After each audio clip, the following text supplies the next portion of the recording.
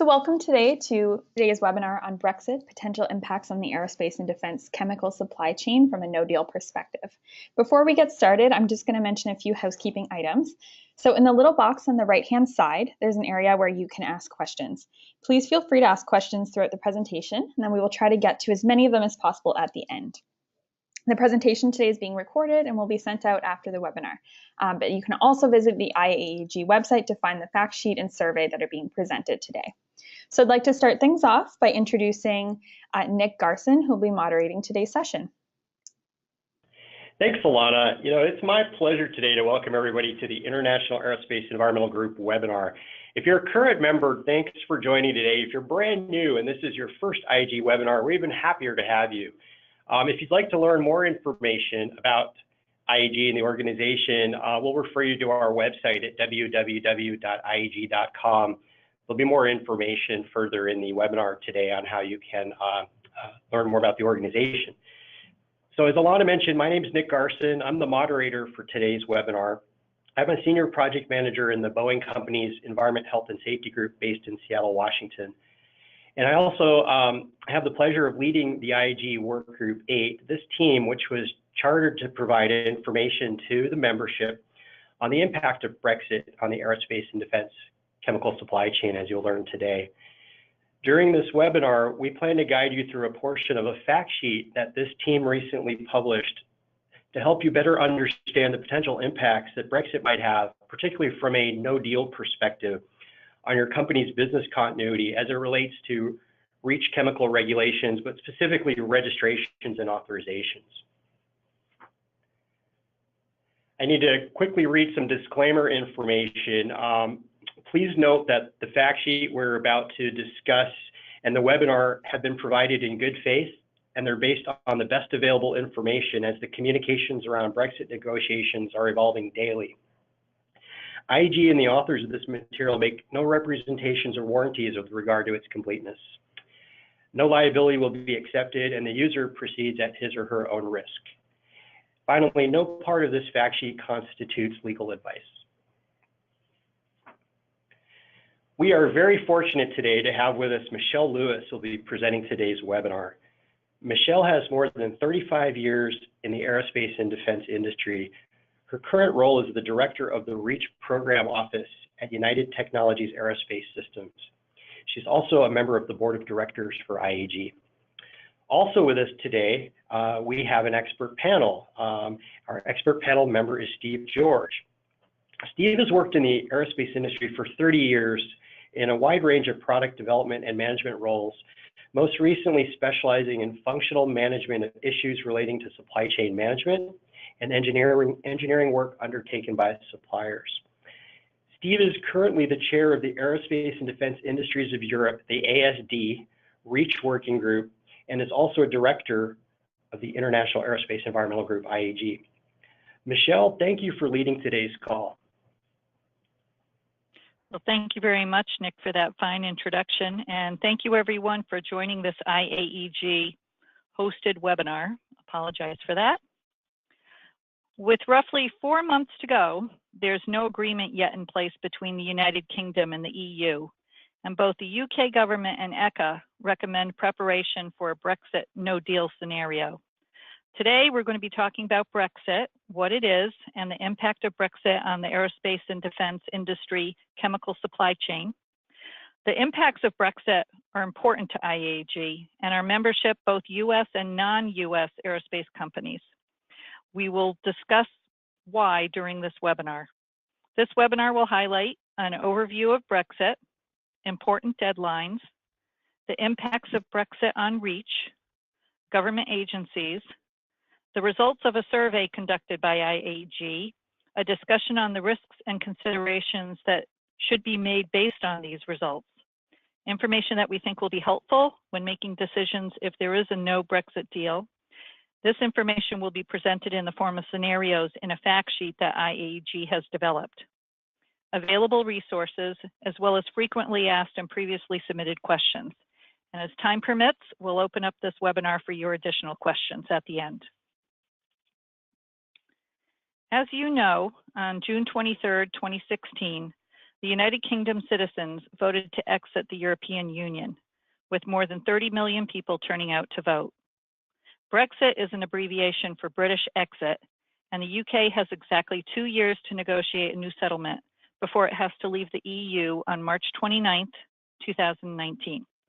If you're a manufacturer, importer, or distributor of chemicals, or a downstream user, you should act now to ensure business continuity through this transition.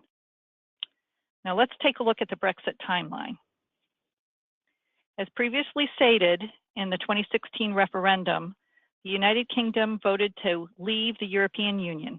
To complete that exit, there will be 2 agreements required: a withdrawal agreement with an implementation timeline and a future trading agreement. The EU set October 2018 as the deadline for a withdrawal agreement in order to have enough time for ratification, but that did not materialize. On March 29th, 2019, the UK will be required to formally leave the EU. Both the EU and the UK have agreed in principle on a 21-month transition period, which would allow the UK to remain in both the EU's single market and the customs union until December 31st, 2021. However, a final agreement on the terms and conditions of the UK's withdrawal from the EU, including the transition period, will need to be ratified before March of 2019.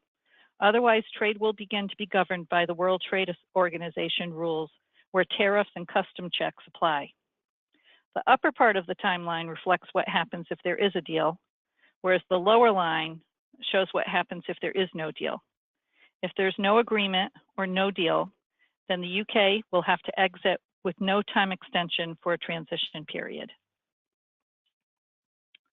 Now, before we get into the details on this slide, we do recognize that there are a lot of acronyms associated with this topic. So as an aid, we've created a dictionary or definitions page.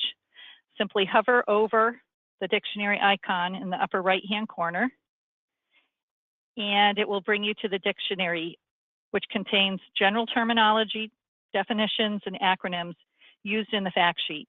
So for example, in the center of the page, you'll find the definition for EU 27+. The EU 27+ are the remaining countries that make up the European Economic Area, the EEA, after Brexit. I'll simply refer to the EU 27+ as the EU throughout the remainder of this webinar.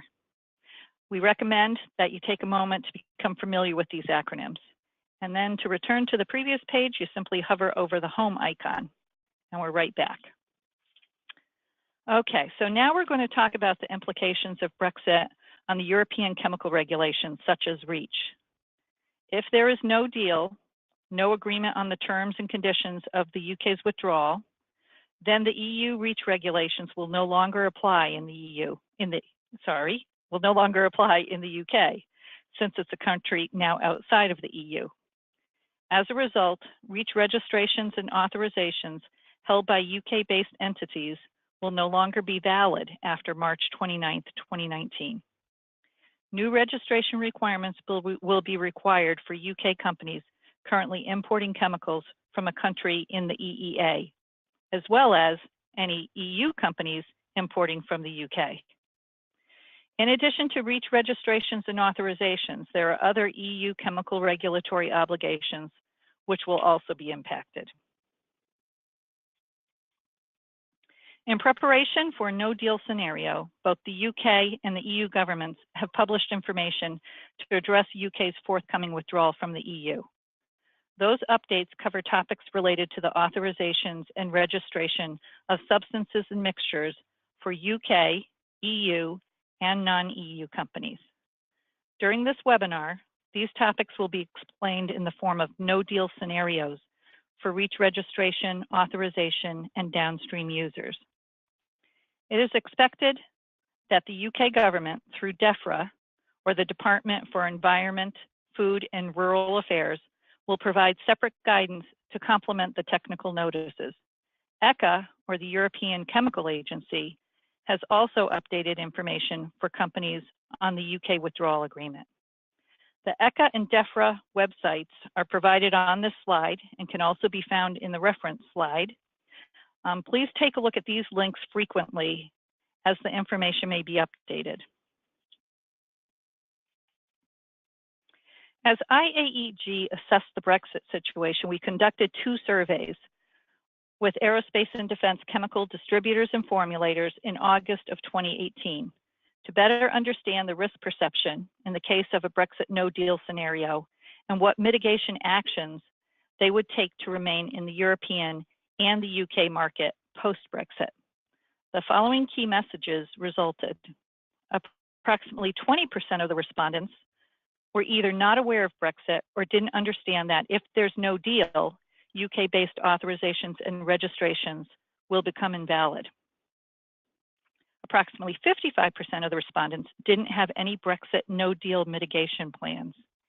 And approximately 41% of the respondents have not considered stockpiling chemicals and mixtures as a means to mitigate potential business disruption in advance of the exit date. If there is no deal, companies located in the UK, the EU countries, and even countries located in other parts of the world could be impacted. The most significant change will be the new economic border between the UK and the EU countries. This means that companies bringing goods into the EU from the UK will be considered importers and vice versa. It also means that companies based in an EU country that rely on REACH registrations and authorizations that were established in the UK will find that they're no longer valid in the EU after the exit date. And the UK will be developing its own set of chemical regulations that UK-based companies will have to learn and understand. Why is this important? Because these scenarios pose both regulatory compliance risk and business continuity risk to the aerospace and defense companies on the exit date. Companies that don't fully understand or prepare for the scenarios that affect them could find themselves out of compliance with either the existing EU regulations or the newly developing UK regulations. In terms of business continuity risk in the supply chain, companies need to consider the following risks to their operations. 1, there's the possibility that some of their chemical suppliers, article suppliers, or customers may choose not to do business across the new borders rather than face the burden of uncertainty of the new regulatory requirements and create an obsolescence issue for their business. 2, for those companies who still intend to do business across borders, they may experience customs delays, which may affect their production and delivery schedules. And 3rd, companies may find that the back office processes and systems that were developed to comply with REACH across the EEA may not accommodate a sudden divorce from the UK. There is some good news, however. IAEG Workgroup 8 has evaluated how aerospace and defense companies could be impacted and has developed a list of things to consider to mitigate these risks. As with any risk mitigation plan, understanding the risks that apply to your particular situation is a good starting point. This means evaluating substances, formulations, and articles that are supplied to your company, as well as the products your company supplies to others. If you determine that they are what they are, where they come from, and how they're regulated today under REACH, then you'll be able to evaluate what would change in a no-deal scenario. From there, you can develop contingency plans, secure needed resources, and monitor the Brexit situation on official websites for updates. If any of your suppliers or customers need to make some sort of adjustment in order to keep doing business with you after a no-deal Brexit, it makes sense to contact them to discuss the details in advance. For example, if you plan to accumulate a buffer of certain supplies to mitigate the risk of a customs slowdown for a certain period of time, it makes sense for you to confirm with your supplier in advance that they can deliver the quantity needed in your planned time frame.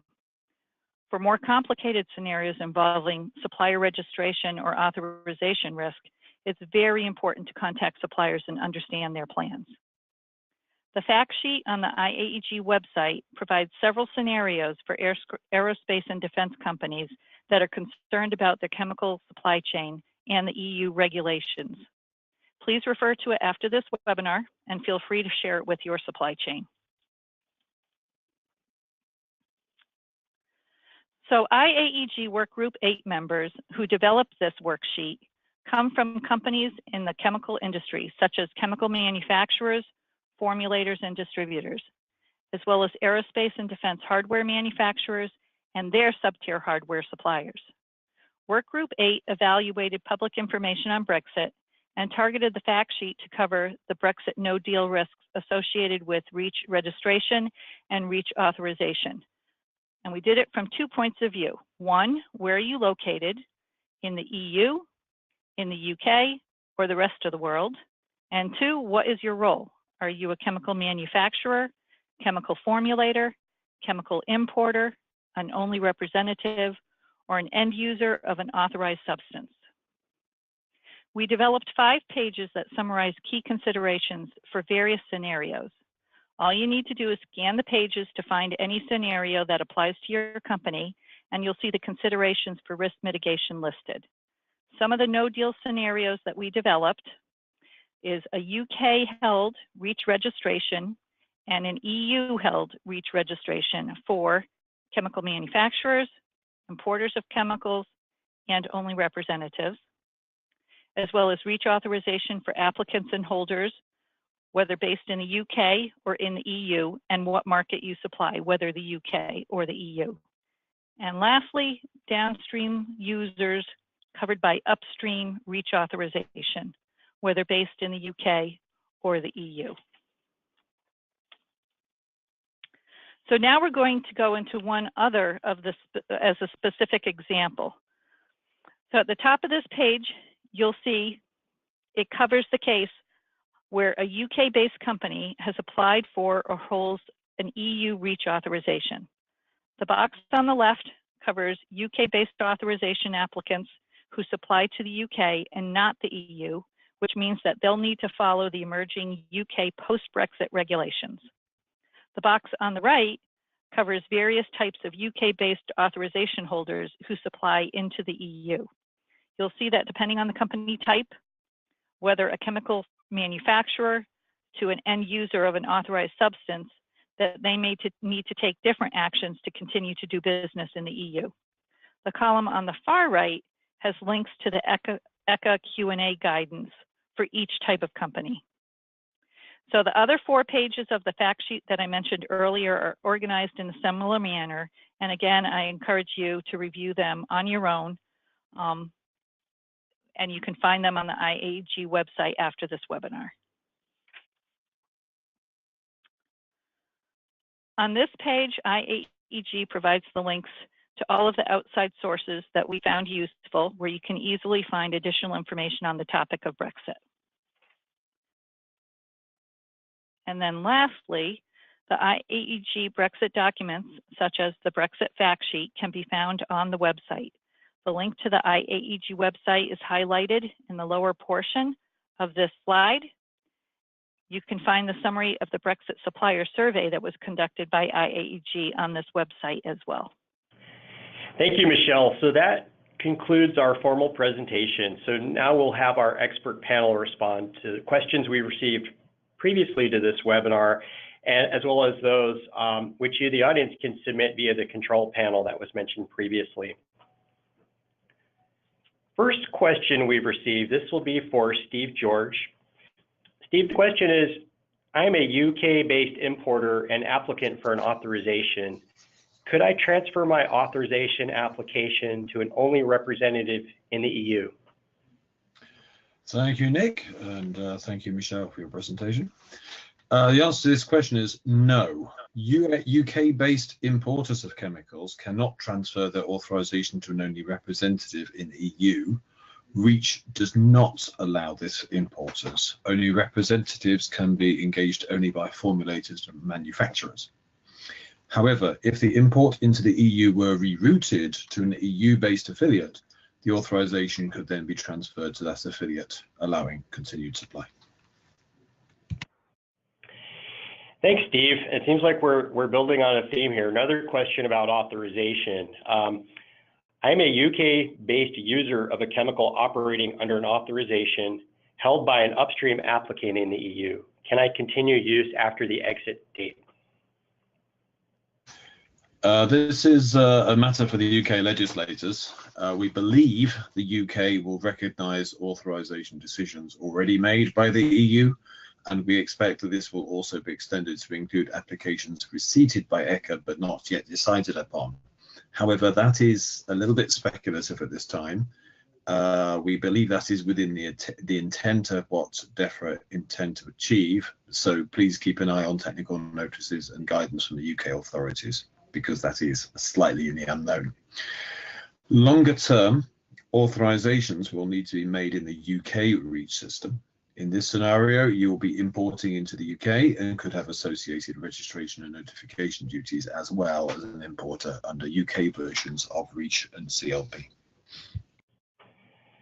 Great, thank you for that, Steve. We have a question received for Michelle. Michelle, have the UK and EU governments provided any information on how REACH regulations may be impacted by a Brexit no-deal scenario? Thanks very much for the question, Nick. And the answer to this question is yes. If you recall, I stated earlier in the webinar that the UK and EU authorities have prepared technical notices providing information to companies on how to prepare for a Brexit no deal. You can find these references to the notices in the fact sheet. You'll find them both on page 10 and page 16. Great, thank you, Michelle. Another question for you. This one comes in. I am a downstream user located in Spain and rely on REACH authorization applications held by a UK supplier. Will my use be covered after the UK withdrawal? Oh boy, very specific question, but a very good example to talk through. So again, if there is a no deal scenario, then the authorization application will no longer be valid for you as a Spanish company. REACH authorizations held by UK companies will become invalid in the EU after the exit date, and applications held by a manufacturer or formulator can be transferred to a EU-based only representative. But again, there are some tricky timing issues associated with managing this correctly, so please refer to the ECHA frequently asked questions. You will really need to ask your supplier what their intentions are, and if they don't have a satisfactory answer, you need to either find an alternate source of supply for your use or apply for an authorization. Obviously, if you decide to apply for an EU authorization, you'll need to wait for a decision before it covers your use, and that can take 2 or more years. So obviously, that's the least preferred option to pursue. Hopefully that answers the question. Yes, thank you, Michelle. So the first few questions have focused on authorizations. We're going to switch gears now and address registration. This question is for Steve George. What will become of the status of REACH registrations if a Brexit deal is not reached? Okay, right. If the registration is held by an EU company, then that would continue obviously to be valid within the EU, but would not be valid in the UK. However, any exports to the UK would be accepted for a period of time within the UK system, provided the importer provides some basic information on that chemical to the new UK REACH IT system within 180 days. And then we expect that they would have to complete registration within a period of time that has not yet been specified, but would be at least 2 years.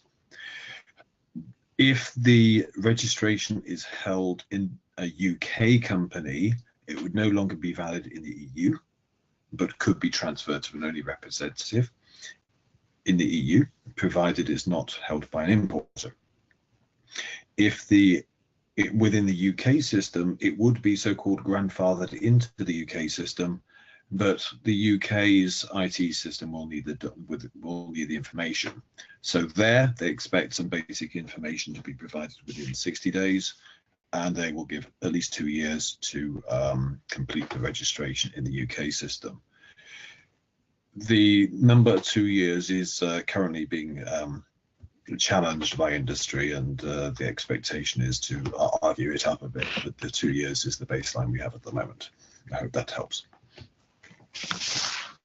Great, thank you, Steve. Yes, as a reminder, our audience, the scenarios that have come in seem to align somewhat well with the 5 scenarios that Michelle had discussed earlier, understanding what type of administrative process is potentially at risk, and then where do we as OEMs, suppliers, end users, et cetera, kind of fit into these various scenarios, and what are the mitigation considerations. So Steve and Michelle have been giving you a little bit of highlight of what we put together to that extent.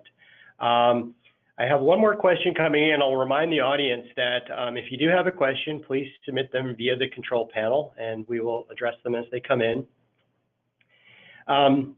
Question for Steve George. Steve, I've been following the media this week, and it looks like the negotiations are over, and it seems like a deal is in play. Can you advise us on what you think the status is of Brexit? Right, the deal. Yes, the media says there's been a deal reached, and indeed a provisional agreement on withdrawal has been agreed between the European Commission and the UK Parliament negotiating teams. However, it has yet to go through the UK Parliament or the European Parliament to be validated.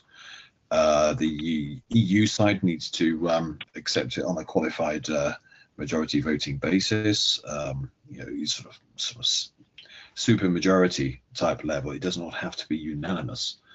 And the UK side has to pass through the House of Commons, etc. The deal is not liked by many UK politicians for various reasons. It seems that most politicians can find something to hate in it. And when it goes to a vote, which we believe to be the 11th of December, most commentators suggest it's going to be rejected. So we're going to have to watch this for some time, and it being passed through is by no means certain. Thanks, Steve. Yeah, you bring up a good point. What we as a team learned through this exercise is there's a variety of sources of information. What we've tried to highlight in our fact sheet are following credible government websites, such as in the EU and the UK, to get timely updates, but also factual updates as well. There is lots of information out there. The fact sheet will provide us with references for where we can go to really find out what is the credible, legitimate information concerning the evolving situation of Brexit, which seems daily, sometimes weekly. Okay, we'll wait just another minute or so to see if there are any more questions on the line. Keep in mind that after the webinar series concludes, we will post today's recorded webinar, as well as links to the IAEG Workgroup 8 website that has a copy of the fact sheet and other information for Brexit that's important to us as members of the chemical supply chain in the aerospace and defense industry. I think with that, Alana, there are no more questions coming in. I would like to offer my sincere thanks to Michelle Lewis for guiding us through an excellent overview today of what IAEG has been doing in this space of Brexit impact analysis, and to Steve George as well for agreeing to be on our expert panel and addressing some informative yet tough questions today. Thank you for everyone for joining, and we look forward to your attendance on future IAEG webinars. Have a great day.